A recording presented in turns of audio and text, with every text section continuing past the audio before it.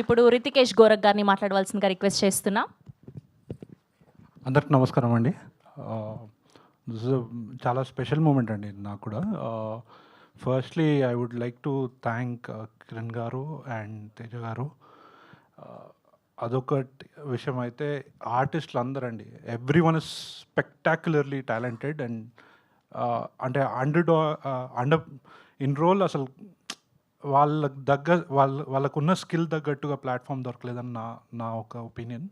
And brilliant talent అండి, everyone will be amazed.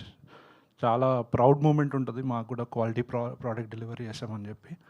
And thank you అండి. తర్వాత next ఈవెంట్లో ఐ డీటెయిల్లీ టాక్ అండి.